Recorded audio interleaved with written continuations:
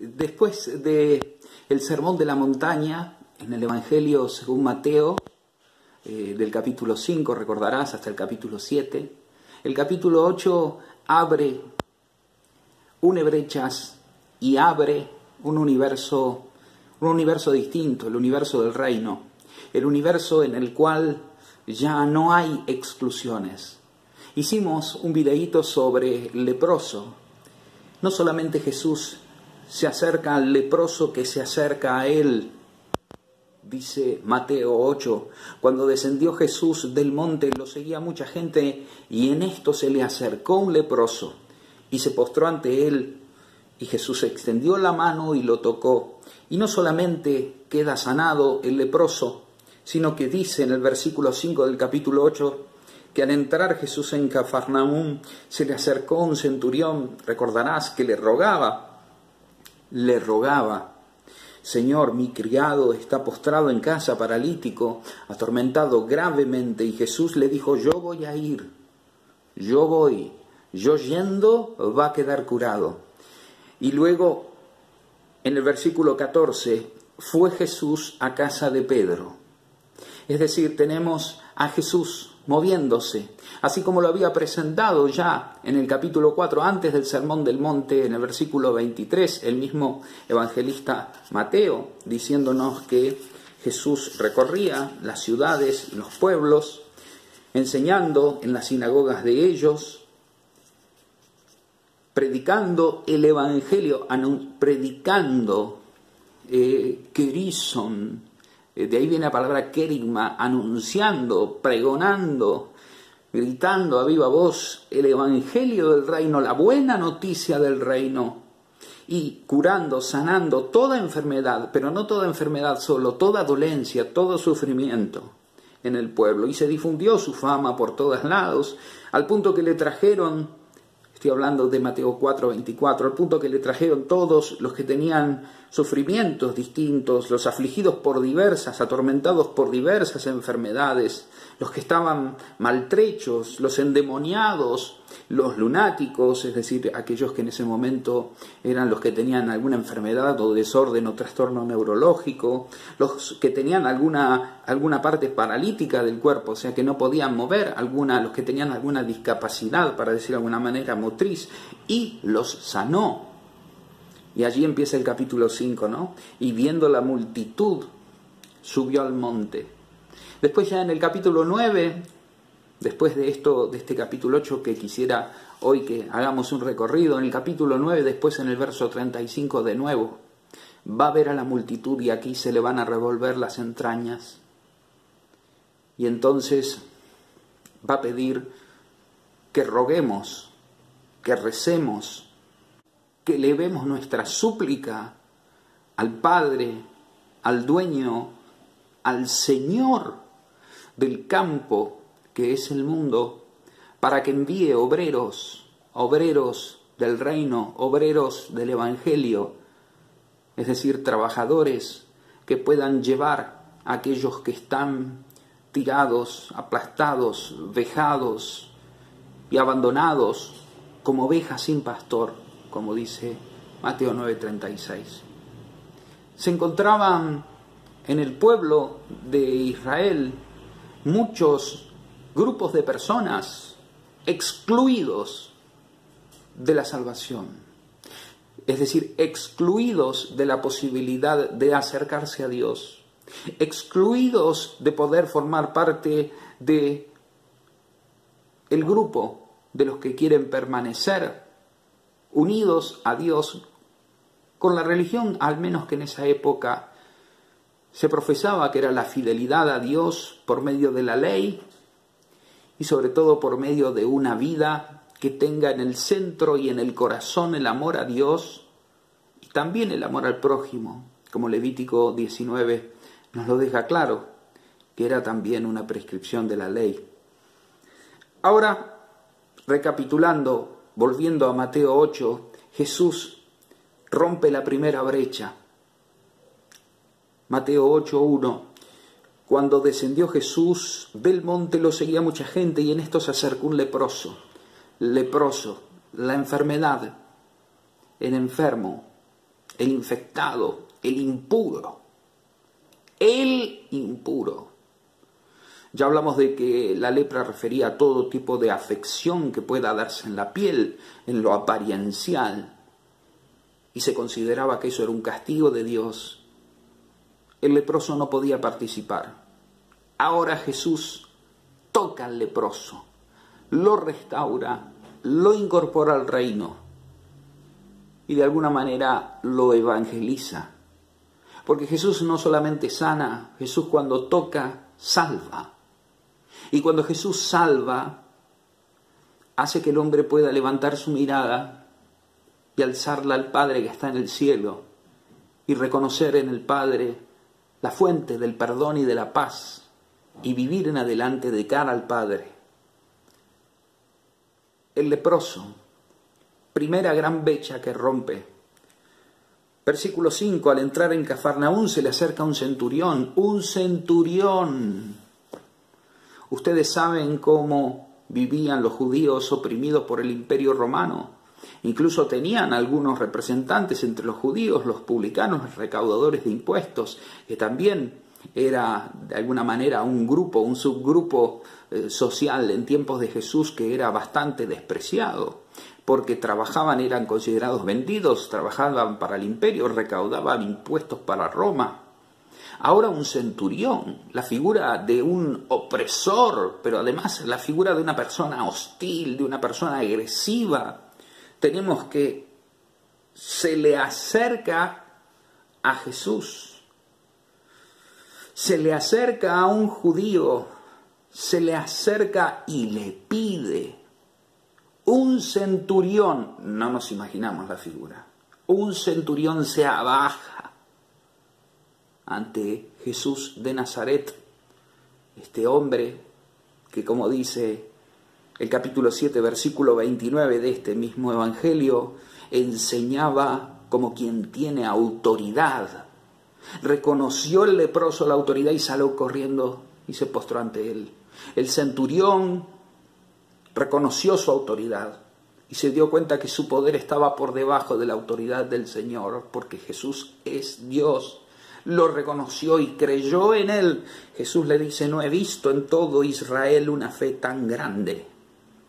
Versículo 10 del capítulo 8.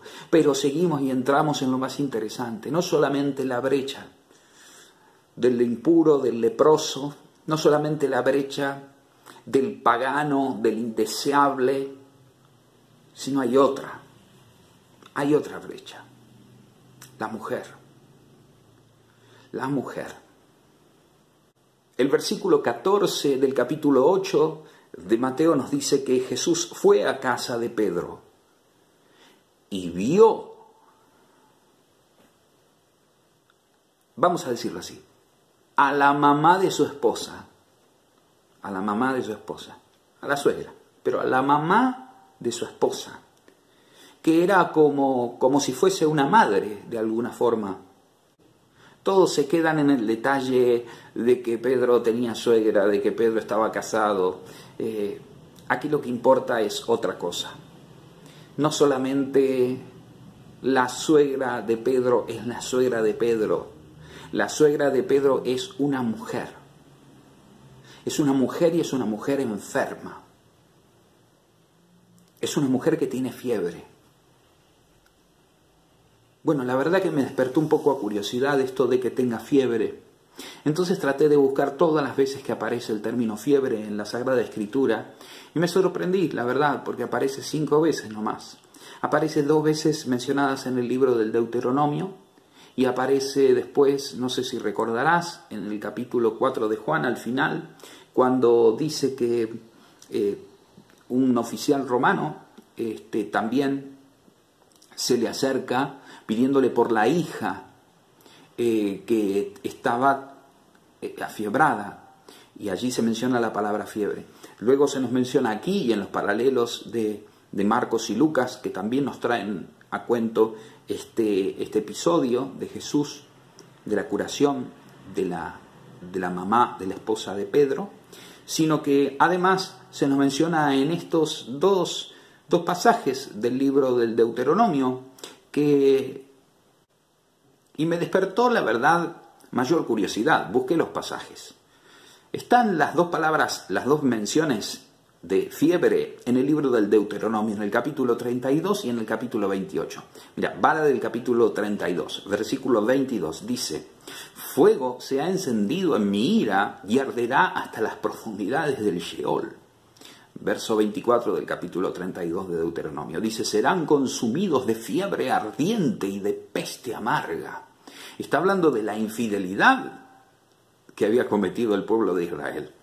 Y después en Deuteronomio 28-22, por segunda vez se menciona la palabra fiebre.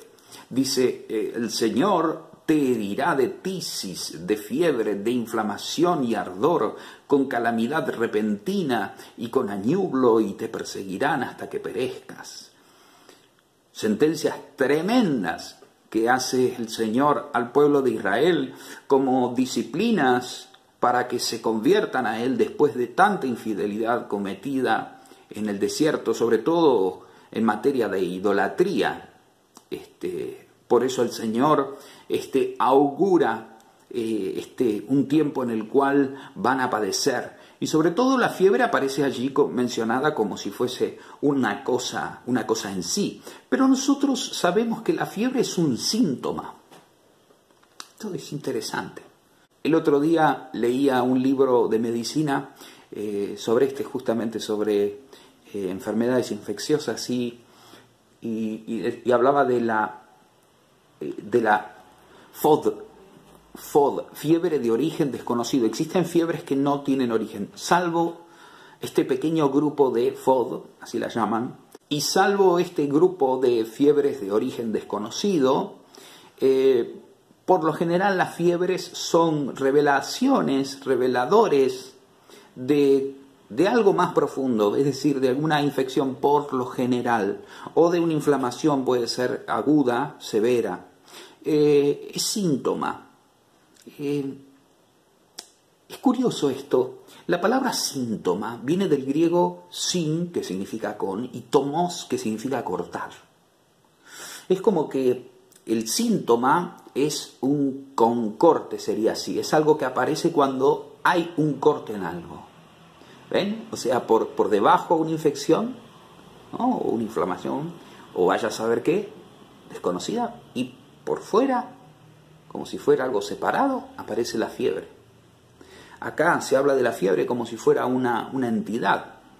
No vamos a interpretar estos pasajes que te mencionaba del libro del Deuteronomio 32 y 28, de la fiebre como castigos de Dios. Aquí yo no lo voy a interpretar, al menos no tengo elementos para interpretarlo en ese sentido, solamente me había parecido raro y curiosa su mención.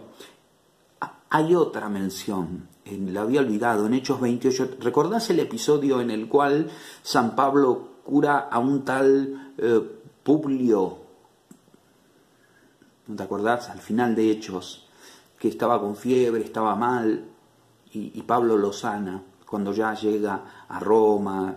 Bueno, tenía fiebre y San Pablo lo sana, lo restablece. Porque no me acordaba la quinta vez. 2 veces en Deuteronomio, una vez en Juan, te dije Juan 4, 52, después este texto de Hechos 28, 8, y ahora aquí en la fiebre. Estas son las menciones de la fiebre. Por tanto, tenemos que trabajar un poco el sentido del texto. Fue Jesús a casa de Pedro. Ya dijimos, hablamos de la brecha del leproso, la brecha del pagano, o sea, del impuro, del judío impuro, del pagano impuro. Tenemos acá una mujer. Podemos considerar también que está impura por la fiebre, como si fuese como castigada, ¿no? Como si fuese desahuciada, ¿no? Pero hay un problema, y es que es mujer.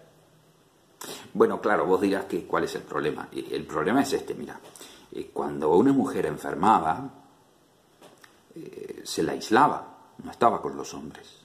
Cuando el texto nos dice allí, es muy sucinto el pasaje, ¿verdad? Pero dice, fue Jesús a casa de Pedro.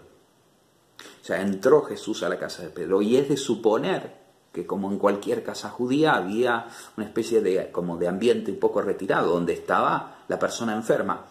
Pero esta era mujer además. Aparte vaya a saber, imagínense si estaba fiebrada y justo en periodo femenino, era retirada más todavía, puesto que el periodo la convertía en impura. Pero bueno, acá la cuestión es que estaba encendida de fiebre. Es decir, no podía estar en contacto con los demás. La fiebre era algo que te separaba de los demás. Pero esta tenía una doble separación. O por ahí el texto quiere decir que estaba muy separada. O por ahí el texto quiere decir que en realidad la mujer estaba infinitamente fuera. O infinitamente relegada a un lugar como si fuese una enferma. Pero no podía estar en el lugar de los hombres. No podía, menos podía acercarse al maestro. El leproso se acercó, era un hombre. El centurión se acercó, era un hombre. La mujer no se puede acercar. No se puede acercar a Jesús. Entonces vienen estos tres verbos hermosos que nos trae el evangelista Mateo.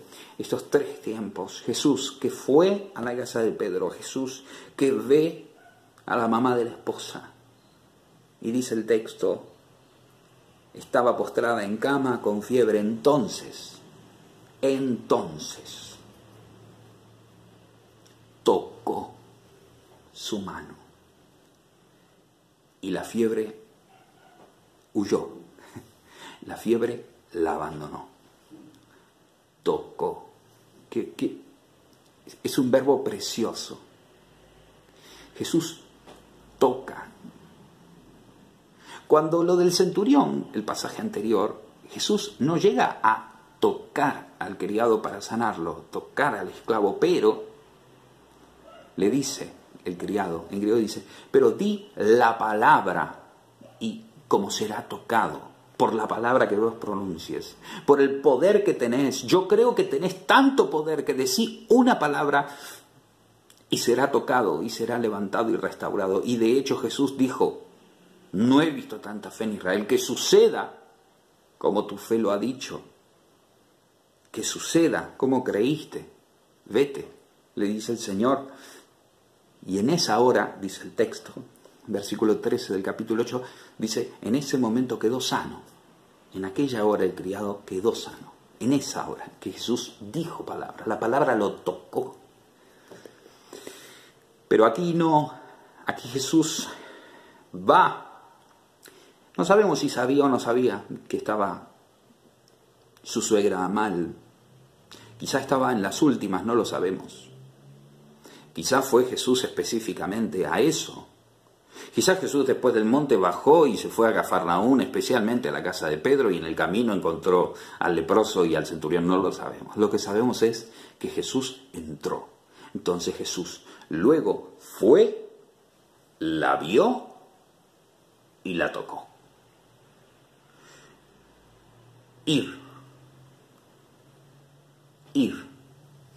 Yo lo presiento como verbos de misión, verbos misioneros, verbos de acción, verbos de misericordia, verbos, de evangelio puro.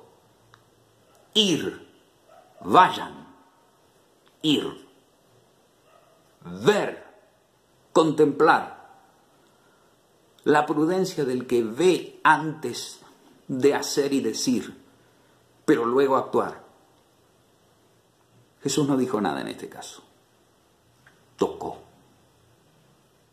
Fue y tocó. ¿Y dónde tocó? Donde cualquier persona, si tocaba, se podía volver impura o enfermar. Tocó la palma, tocó la mano. El verbo podría ser la tocó y le agarró la mano, algo así. Porque fíjense que luego el versículo 15 dice, entonces tocó su mano, la fiebre la abandonó. Se realizó por el poder de Dios, por el poder de Cristo, se realizó la curación. Pero eso no fue todo. Hay otro milagro que está por pasar. Hay otro milagro que el Señor va a permitir y que uno lo va a poder ver en Lucas 8, del 1 al 3. Lo vas a poder ver con más claridad este verbo que utiliza aquí. Porque yo tengo que marcarlo, porque tengo que ser justo. ¿Vos te acordás que Jesús, antes de partir, llegando ya el tiempo de la última cena, en algún momento se reúne con los suyos y le dice, ustedes saben que, esto lo puedes encontrar en Mateo 20, por ejemplo, después está en Lucas 10 al final, pero en Mateo 20, yo voy a usar el versículo 28 para seguir en el mismo evangelio, el versículo 28 del capítulo 20 de Mateo. Dice, bueno, muchos en las naciones tratan de imponer su poder, de hacer valer su título, su clase, sus influencias, pero no, entre ustedes no así. Dice, entre ustedes así no. Literalmente quiere decir, entre ustedes así no. ¿Por qué? Porque el Hijo del Hombre no vino, dice, a diaconetzenai. El Hijo del Hombre no vino a ser diaconado, no vino a ser servido, dice, alá, sino a diaconesai, kai dunaites psigen, sino a servir, a diaconar, a ser un siervo, un sirviente, y dar su vida por muchos, es decir, dar su vida por todos. Por muchos es un arameísmo, ¿no? Ellos no tienen el término todos en ese sentido. Ahora, ¿por qué te cito este pasaje? Porque aquí Mateo, esto lo que yo te cité fue la palabra de Jesús en Mateo 20-28, donde Él invita a sus discípulos a ser como Él, diácono, digamos, a diaconar, a servir como Él. Y aquí, en este pasaje, no solamente Jesús se acerca a una mujer, no solamente Jesús toca a una mujer, que ya desde el vamos, quizá era considerada por ahí en estado de pecado, porque estaba enferma, sino además por ahí tenía algún otro tipo de impureza, era considerado. Jesús todas esas barreras las va rompiendo, pero hay otro milagro que se da. Dice el texto, entonces ella, la fiebre la dejó y ella se levantó y lo servía. Se levantó y lo servía. Por favor, no te enojes, déjame decírtelo en latín. Dice en latín, et surrexit et ministrabat eis. Y surrexit, en griego, enertse, se levantó. Es un verbo que a veces se utiliza para hablar de la resurrección. La mujer resucitó. Es como si estaba como muerta. Kai diekonei autoi, diekonei, y se lo puso y a él servía. O sea, resucitó la mujer para servirlo. Para servirlo. Lo servía, pero lo hizo para servirlo. Porque Jesús toca el corazón para que lo sigan y lo sirvan a todos. Pero ahora también a una mujer. La mujer queda incluida dentro del grupo de los servidores del Señor. Para usar el lenguaje actual, todos los muros que tratamos de construir entre la mujer y Jesús, entre la mujer y el servicio, entre la mujer y el seguimiento a Jesús, a la par del varón. Léete Lucas 8, del 1 al 3, y que alguien pueda justificar de dónde salen, porque yo en el Evangelio no los encuentro. Jesús le devuelve la dignidad a esta mujer. Jesús le devolvió la dignidad al leproso, le devolvió la dignidad al centurión, y ahora le devuelve la dignidad a esta mujer, enferma, impura, lo que vaya sea. pero a la mujer. Jesús va, Jesús ve, Jesús la toca y la agarra con la mano, y ella surrexit, ella resurge, resucita. ¿Se entiende el sentido, no? Et ministrabat, y se puso a ministrarlo. Kai en griego, y diekonei, ¿no? Diaconei. Y se puso a servirlo. Después veremos cómo podemos complementarnos, ¿no? Dios nos regaló a la amada mujer para que nos apuntale, para que sea nuestro complemento perfecto, nuestra ayuda, diríamos idónea, viste que dicen las traducciones, pero es nuestra ayuda adecuada, la perfecta. Es decir, sin ella no podemos nada. Lo saben las mujeres. Los varones todavía no todos están enterados. Muchos sí lo saben, pero acá hay que reconocerlo y además hay que aceptarlo. No se trata de hacer una revolución eclesial ni de nada. Se trata simplemente de darnos cuenta de Él. Siempre es Él. Del corazón de Dios, del corazón de Jesús, que jamás hizo distinciones entre nadie y que fue un rompedor de brechas, fue un restaurador de brechas, como diría el profeta Isaías. Nuestro Dios es un Dios que incluye, nuestro Dios es un Dios que llama, es un Dios que sana, es un Dios que salva. Y así como el leproso, así como el romano, así como la mujer, Jesús, dice el versículo 16, al caer la noche, fue un día bravo, al caer la noche le llevaron muchos endemoniados y con la palabra echó fuera